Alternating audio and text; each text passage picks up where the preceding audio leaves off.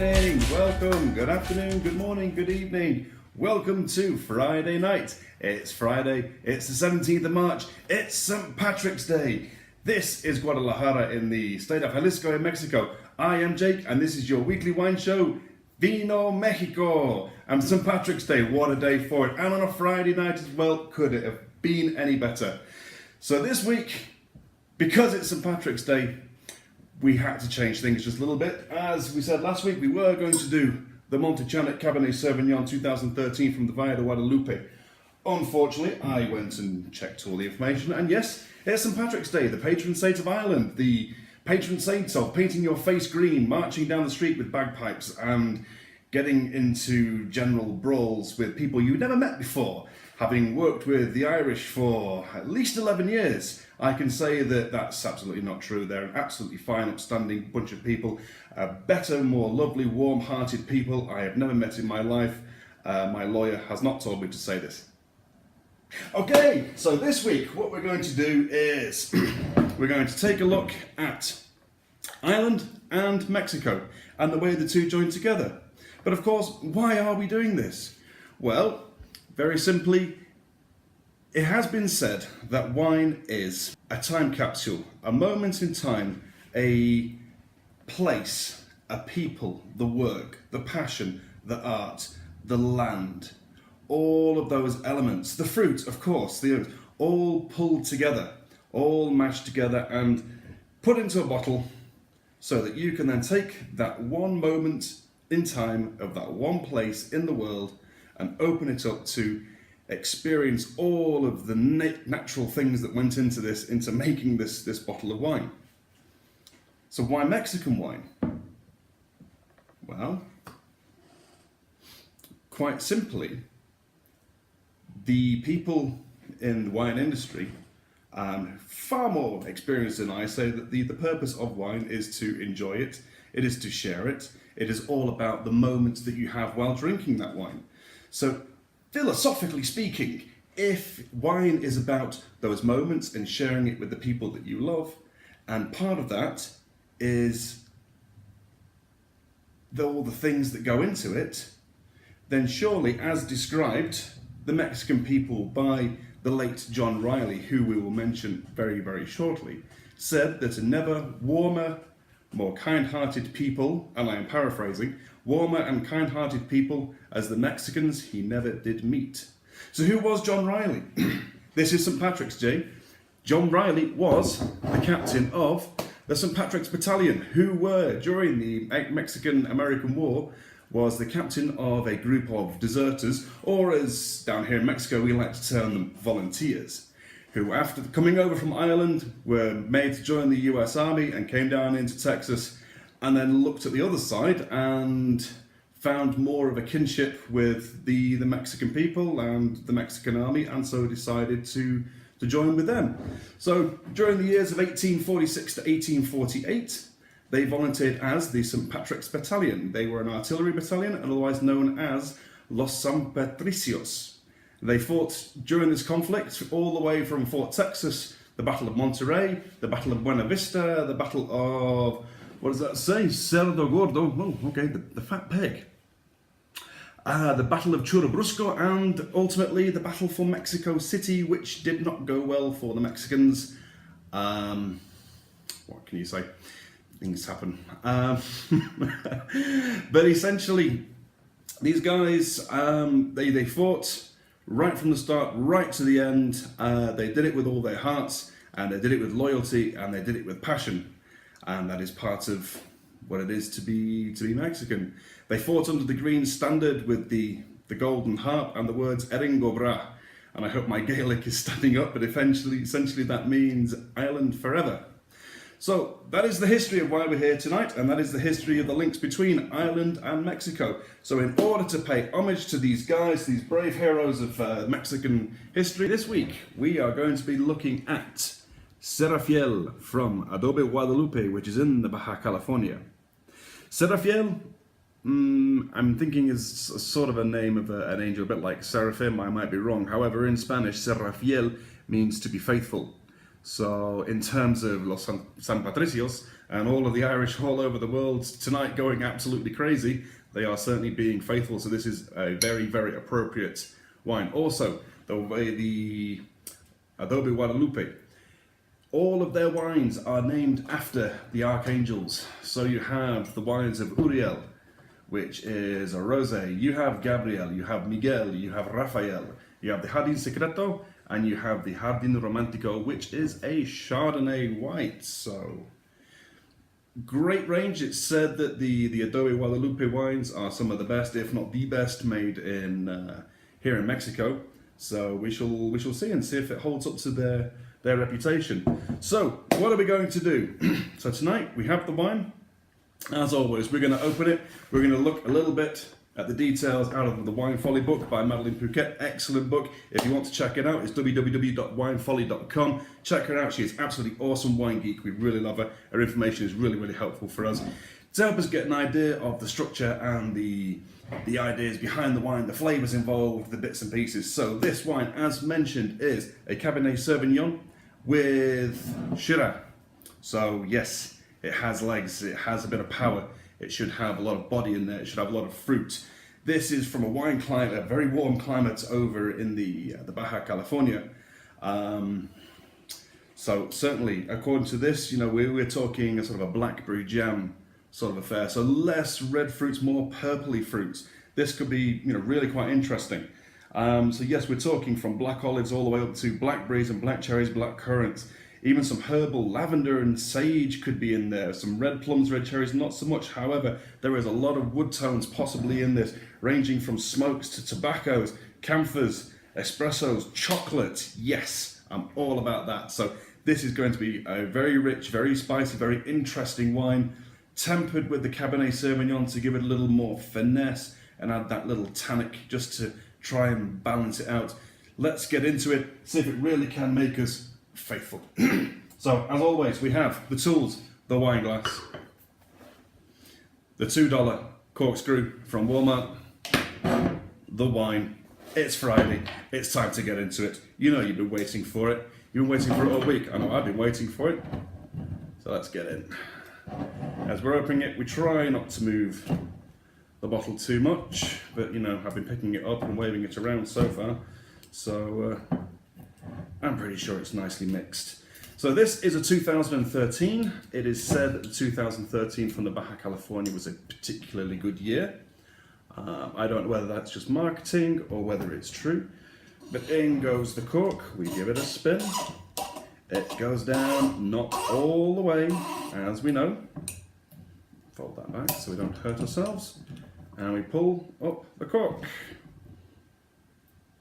Okay. Now then. Time to check the cork. Okay. So this cork, it says it's a 2013. It is the Adobe Guadalupe, so we know it is. However, we can see that we've had a little bit of bleeding. So hopefully this hasn't affected the wine too much. Maybe this is from heat.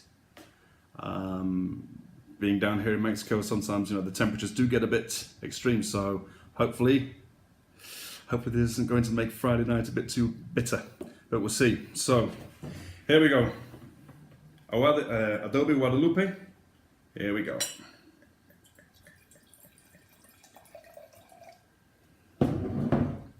Okay, so in terms of the colour, you see this? It's a very rich, but it's a good one. To me, the colour is certainly it's got reddish tinges around it, going into almost pink, almost salmony, but it's certainly very, very deep in the middle. It looks a lot like a bit of blood in there. I can smell it from here. It's a very, very floral wine, this one. It's sweet. It's got, ooh, just by smell, yes, there it is. It's jamming. It's very, very, it smells, ooh, that is good. Okay, we've got spice in that. I can certainly smell the sweet tobacco. That's coming out quite strongly. Certainly with the blackberries in there. Yeah, it is. It's very much like blackberry jam. It's a little bit like you walk into your mum in the morning on a Thursday when she's in the kitchen making breakfast, and she's spilt the jam onto your toast, and she's had a really bad day, she's got a cup of coffee on, and she's having a cigarette, and all those flavours and all those smells just mix into one and turn into a glass of Mexican wine.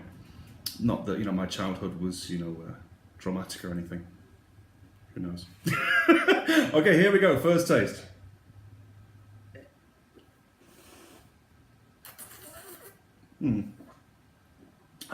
I can't do that sucking thing. Wow, there's almost like a little bit of peppermint that sort of immediately bursts, and the acidity.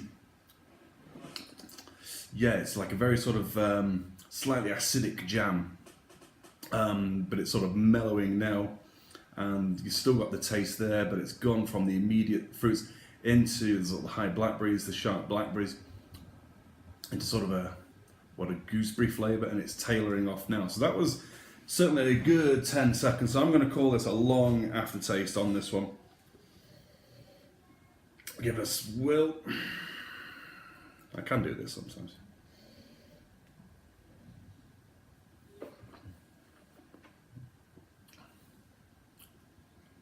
Okay, it's not bitter at all, but there is the dryness, the astringent, the tannins there digging into the tongue. They really hit on the top of the palate as opposed to the front of the mouth. There's a little bit, again, sort of sage, the sort of the green herb sort of notes into there, mingling with the blackberry jam, and then the tobacco flavours. Yeah, they really do come through, and they really are quite distinct. This is actually a really, really nice glass of wine that you can kick back, just throw into it. There's a good punch in it, but it's not going to knock you down and knock 7 bells out of you like Mike Tyson did to Frank Bruno. If you don't know who those guys are, you best lock it up. I'm showing my age. I'm gonna have to go back for a third one, because this is really, really, actually really nice wine.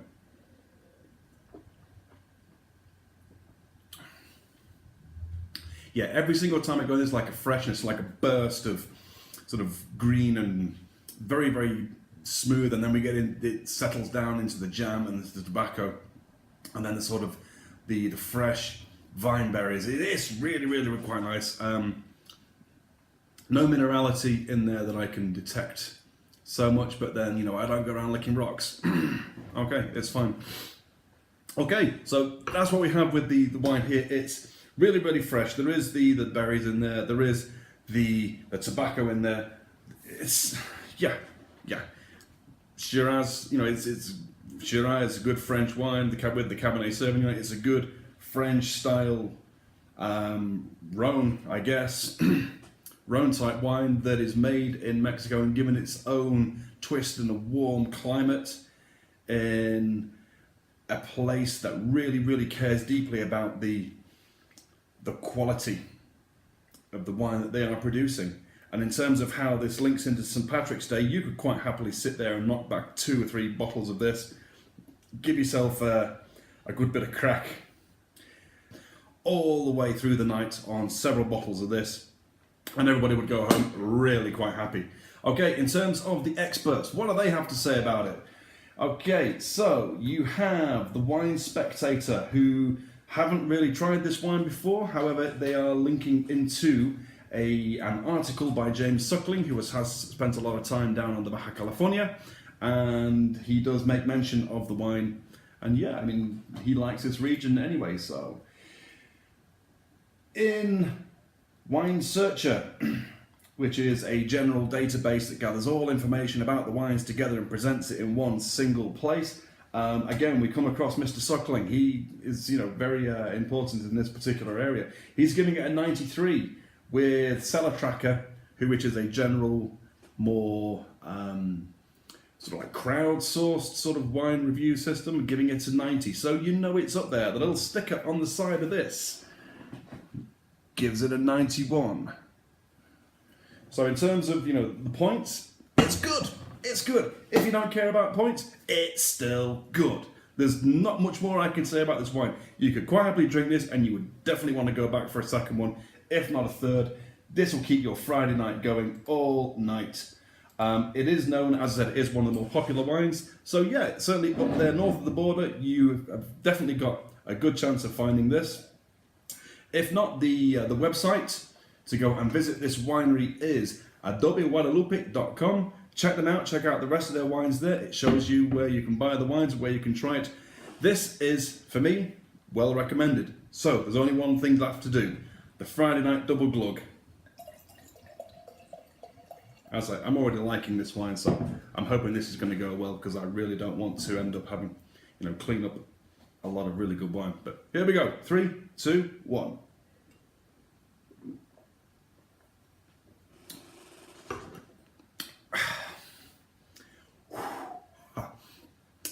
It's not the alcohol there. It's really like taking hold of a blackberry bush and shoving it into your mouth and then chewing on it.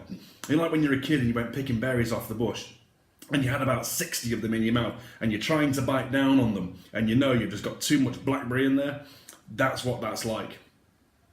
But then it quickly mellows out and it goes away, and all that stuff just gets wrapped up into this big sort of ball of chocolate and caramel and herbs and the long smooth ride down into the weekend, which is exactly where we want to be on a Friday night. So, my friends, everybody who has decided to join me, thank you very much. Please keep watching the site. Please add a comment downstairs. Let us know what you think. Check out the information in the information box down below, underneath. This will get better, I promise. Don't forget to like, don't forget to subscribe. Check out the little sip during the week. We'll be looking at more wines and more wineries around, other little pieces of information. Next week, it's not a holiday, is it? I don't think so. Next week we will get into the Montechanic, which I am informed, according to the information, is a sister winery to the Adobe Guadalupe. So the same region, but a different style. So, have a great St. Patrick's Day. Enjoy your wines. We hope you enjoy yourselves, and remember, drink responsibly, look after yourselves and each other. And until next week, everybody, cheers, buenas noches, buenas tardes, cuídense mucho, salud, and as Yara say, SLAINTE.